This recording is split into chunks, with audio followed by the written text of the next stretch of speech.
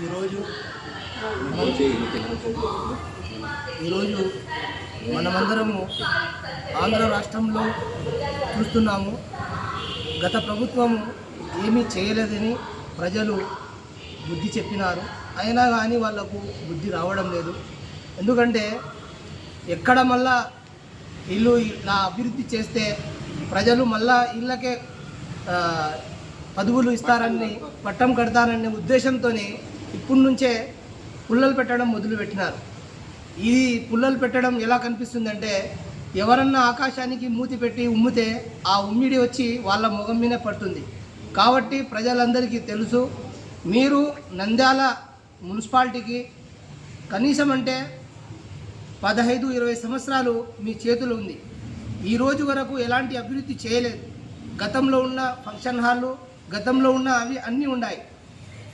ఈరోజు ఎన్ఎండి ఫరూక్ గారు ఎమ్మెల్యే అయిన తర్వాత, దేవుని దయ వల్ల మినిస్టర్ అయిన తర్వాత కులమతాలకు అతీతంగా ఇలా మసీదులు ఉండని, అక్కడ చర్చిలు ఉండని, మరియు మందిరాలు ఉండని ప్రతి ఒక్కరికి కూడా పిలిపించి మీ మసీదులకు, మీ మందిరాలకు, మీ చర్చిలకు ఏదన్నా సాయం ఉంటే మా ప్రభుత్వం రెడీగా ఉంది అని ప్రతి ఒక్కరికి పిలిపించి అవగాహన చేసి వాళ్లకు డబ్బులు శాంక్షన్ చేస్తుంటే, ఇలాంటి కరువు కాలంలో ఆదాయం సృష్టించి డబ్బులు శాంక్షన్ చేస్తుంటే గత ప్రభుత్వానికి గత ప్రభుత్వంలో ఉన్న ఎమ్మెల్యేలకు, ఎంపీలకు కడుపు నొప్పి వస్తుంది. ప్రజలు ఆ కడుపు నొప్పి తగ్గడానికి మాత్రలు ఇవ్వడానికి రెడీగా ఉన్నారు. మీతో చాత ఎప్పటికీ కాదు. ఎందుకంటే గతంలో నేను నంద్యాల జామియా మసీద్లో ఇమామత్ చేసేటప్పుడు ఎన్ఎండి ఫారూక్ గారు బై ఎలక్షన్లో 50 లక్షలు ఇప్పించినారు. ఆ 50 లక్షలు శాంక్షన్ చేస్తే అప్పుడు ఉన్న ప్రభుత్వం, టీడీపీ ప్రభుత్వం ఒక సంవత్సరం ఉండేది. ఆ సంవత్సరంలోనే 10 లక్షల రూపాయలు నగదుగా వచ్చాయి. మిగతా 40 లక్షలు మీరు 5 సంవత్సరాలు ఉన్నా కానీ ఒక్క రూపాయి కూడా తేలేదు.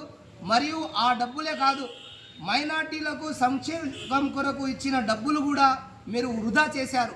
ఏదన్నా చెప్తే మీరు అసెంబ్లీ సాక్షిగా ఇంత ఖర్చు పెట్టాము, అంత ఖర్చుగా పెట్టామని చెప్పారే తప్ప ఎక్కడ కూడా చేయలేదు.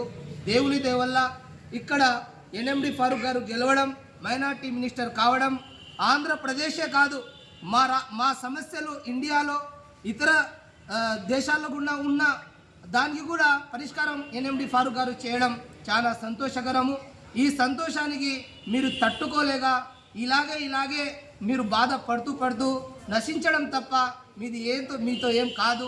ఎందుకంటే ప్రజల దయ, ప్రజల దువా ఎన్ఎండి ఫారూక్ గారి తరపున ఉంది. కాబట్టి మీరు ఇలాగే పుల్లలు పెట్టడం చేస్తే ఆ పుల్లలు మీకే ముళ్ళులా కుచ్చుకుంటాయని ప్రజలు మీకు మళ్ళా బుద్ధి చెప్తారని నేను ఈరోజు యావత్తు ఆంధ్రప్రదేశ్ ముస్లిం మైనార్టీ ముస్లింల తరపు నుంచి ఖండిస్తూ మీరు చేసిన వాక్యాలు మీరు వాపస్ తీసుకొని బహిరంగ సభంగా మీరు క్షమాపణ కోరాలని నేను ఈరోజు మీడియా ద్వారా కోరుతున్నాను.